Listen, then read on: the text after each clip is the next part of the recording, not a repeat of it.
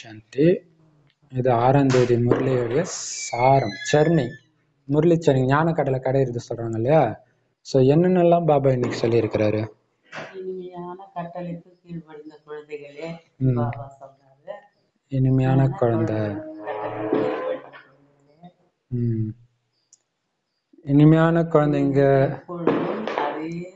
அதீந்திரிய சுகத்துல இருக்கணும், அழக்கூடாது. உங்களுக்கு மெயின் கட்டளையா அதுவும் கொடுக்குறாரு. குஷியா இருக்கணும், குஷி படுத்திட்டு பெரிய அப்பா உட்கார்ந்துட்டு இருக்கிறாரு. சின்ன சின்ன அப்பா இருக்கும் போதெல்லாம் சந்தோஷமா இருந்தீங்க, பெரிய அப்பா கிடைச்சிருக்கிறாரு இல்லையா. அழக்கூடாது. அடுத்தது வேற என்ன சொன்னாரு, சிவ ஜெயந்தியை பத்தி சொன்னார். சிவனுக்கு கும்பிடுறாங்க, அது அந்த ராத்திரி என்ன நடந்துச்சு தெரியலன்னாங்க. அது பிரம்மா பாபா பார்த்து குழம்புறவங்களுக்கு என்ன சொன்னாரு, பிரம்மா பாபா அதுக்கு நீங்க 2 படத்தை வைங்க.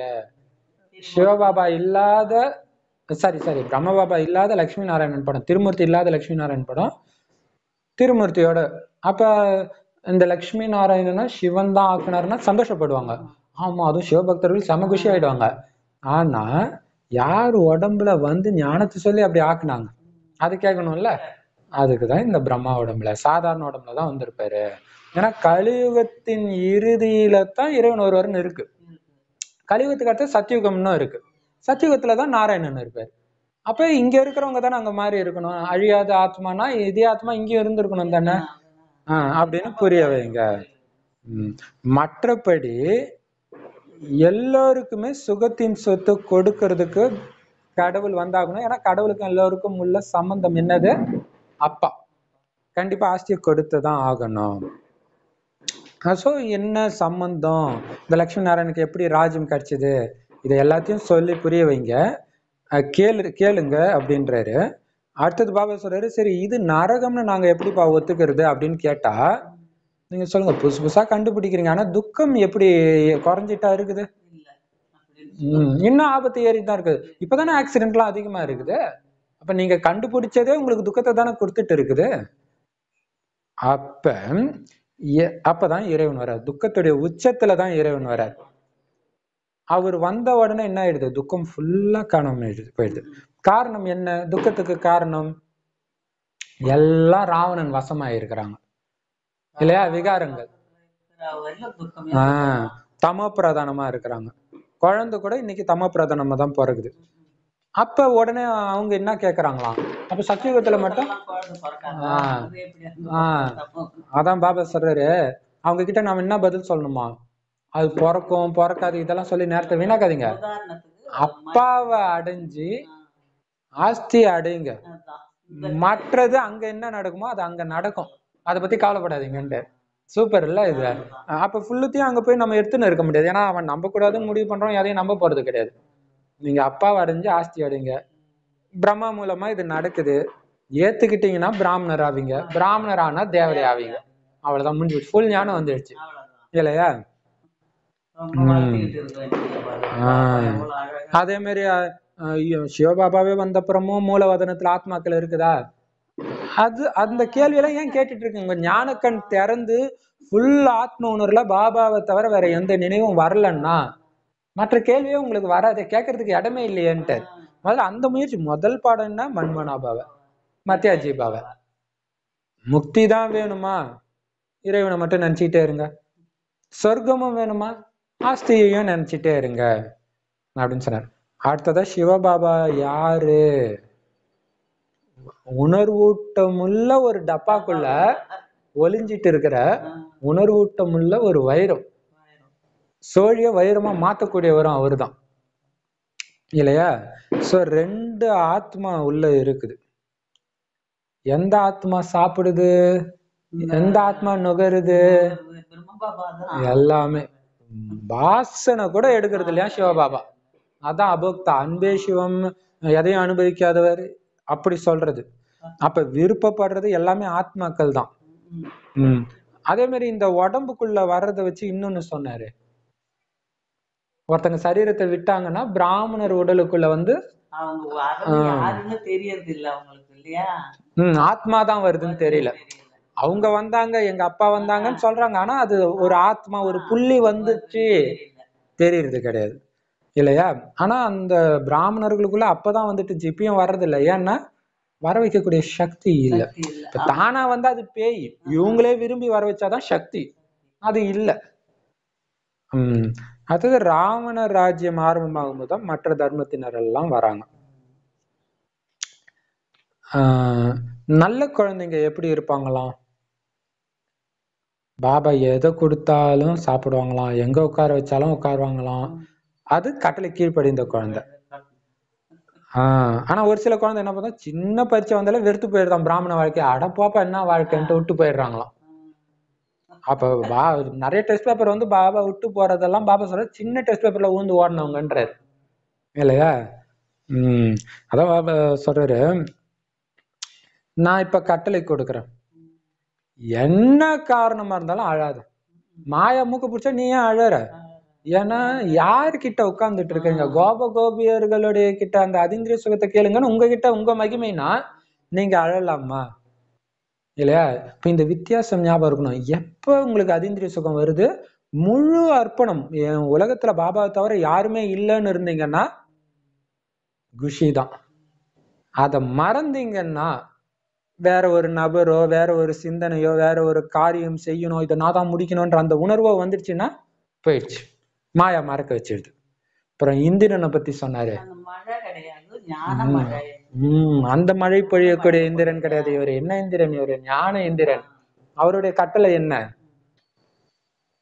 இந்திர சபைக்குள்ள எந்த ஒரு விகாரி மனிதர் வரவே கூடாது, சட்டம் இது இல்லையா? நல்ல குழந்தைனாதான் பாபா கிட்ட அன்பு, பாபாவுக்கு அன்பு வரும். பலர்கிட்ட அவர் பேசினாலும் கூட. மற்றபடி இது நாடகம், யாருடைய குற்றமும் இல்லைன்னு சொல்லிட்டாரு. நீங்க மட்டும்தான் இதெல்லாம் புரிஞ்சுக்கிறீங்க. காரணம், போன கல்பத்துல உதவி செஞ்சதும் நீங்க தான் குழந்தைங்களே. ஆனா உதவி செஞ்சு ராஜ்யத்தை அடைஞ்ச பிறகு உங்களுக்கு தெரியாது, இப்படியெல்லாம் செஞ்சுதான் அடைஞ்சோன்னு தெரியாது. சூப்பர் பாயிண்ட் இல்லையா? அடுத்தது, சொர்க்கத்துல ஒரு தர்மம் தான் இருக்கும், அதனால அமைதி இருந்துச்சு. இன்னைக்கு அமைதியை உருவாக்க முடியும்னா எப்படி முடியும்?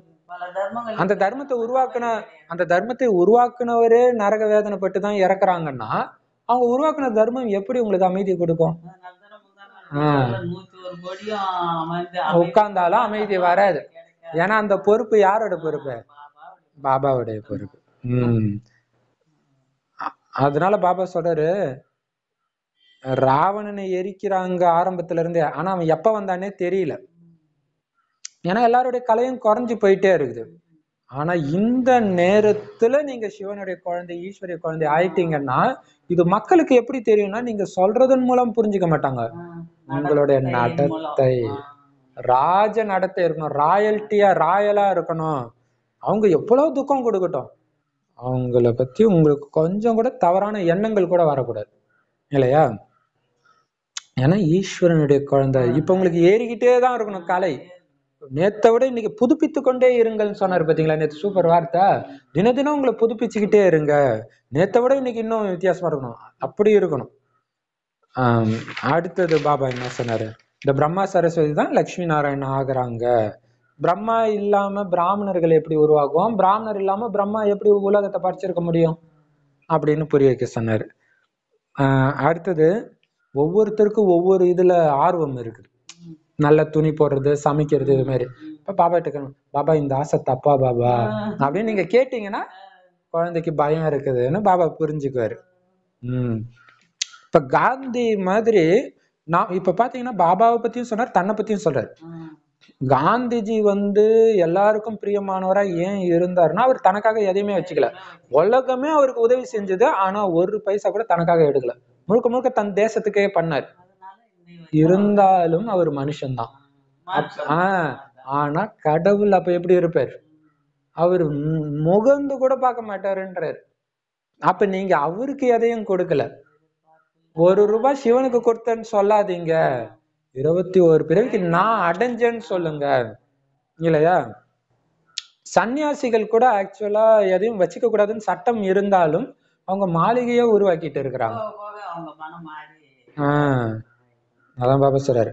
அப்ப நீங்க ஒவ்வொரு அடியிலும் பாபா கிட்ட கேளுங்க, வழி கேளுங்க.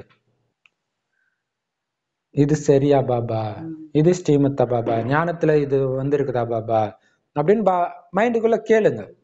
அல்லது வாணியில படிச்ச பாயிண்ட்ஸ் எல்லாம் எடுத்துட்டு வாங்க, அல்லது பாபா கிட்ட யோகத்துல உட்காந்து. ஏன்னா சில சமயம் ஞானத்துடைய பாயிண்ட் வரும், ஆனா உங்களால அதை ஏத்துக்க முடியாது அந்த குழப்பமான நிலையில. அப்ப யோகத்துல போங்க. ஏன்னா அதை ஏத்துக்கக்கூடிய சக்தின்னு ஒண்ணு வேணும்ல. குழம்பிச்சுன்னா சக்தி குறைஞ்சிடும். அப்ப யோகத்துல உட்காருங்க. உட்காரும் போது அந்த சக்தி வரும்போது அந்த ஞானம் உங்களுக்கு வேலை செய்யும். சரி, அதனால பாபா கிட்ட வழி கேளுங்க, அவரு கொடுக்குறாரு. அமல்படுத்த வேண்டியது உங்க வேலை. செய்யறவங்க அடைவாங்க. வரதானம் என்ன கொடுத்தாரு? யோகம். ரெண்டும் சமமா இருந்தா என்ன நடக்கும்? ஆசீர்வாதம். எல்லாருடைய ஆசீர்வாதமும் இருக்கு. ஏன்னா என்ன வேலை செஞ்சாலும் பாபாவுடைய நினைவு மட்டும் ஒருத்தருக்கு கட்டே ஆகலாம். அப்படியே மனசுல அந்த செவ்வானத்துல நட்சத்திரம் மாதிரி பாபா ஜொலிச்சிட்டு இருக்கிறது மனக்கண்ணில் பார்த்துக்கிட்டே இருந்தாங்கன்னா கொஞ்சம் கூட அந்த உயர்ந்த நிலையை விட்டு கீழே இறங்க மாட்டாங்க. அவங்களை சுத்தி வைப்ரேஷனும் சூப்பரா இருக்கும். உங்களை சுத்தி எப்படிப்பட்ட கோபமான ஆத்மா வந்தாலும் ஆட்டோமேட்டிக்கா சாந்தம் ஆயிடுவாங்க. அப்ப உங்களுக்கு ஆசீர்வாதம் தான் கொடுப்பாங்க. அது மட்டும் இல்ல, பாபாவுடைய ஆசீர்வாதமே அப்பதான் கிடைக்குது. பாபா சொல்றல, யோகத்துல செய்யக்கூடிய ஒவ்வொரு காரியத்திலும் வெற்றி நிச்சயிக்கப்பட்டிருக்குது என்று. ஏன்னா அங்க பாபாவுடைய ஆசீர்வாதம் இருக்குது. அது மட்டும் இல்லாம உங்க தொடர்புல வர்றவங்களுடைய ஆசீர்வாதமும் இருக்குது. அதனால அவங்க நல்லவங்கன்னு உங்களுக்கு சர்டிபிகேட் கொடுக்குறாங்க பாருங்க, அதுவே உங்களுக்கு ஆசீர்வாதம் தான்றாரு. அப்ப உங்களுக்கு உதவியும் செய்வாங்க. அப்ப அந்த சகயோகமும் ஆசீர்வாதமும் தான், இந்த ஒத்துழைப்பும் ஆசீர்வாதமும் தான் உங்களை வெற்றி மூர்த்தி ஆக்கிடுது இல்லையா? ஸ்லோகன். மகிழ்ச்சியா இருந்து அடுத்தவங்களையும் யாரு தானும் மகிழ்ச்சியா இருந்து மத்தவங்களையும் மகிழ்ச்சி ஆக்கக்கூடிய கலைக்கு பேர் தான் உண்மையான சேவைன்றது. சூப்பர் இல்லையா? ஓம் சாந்தி.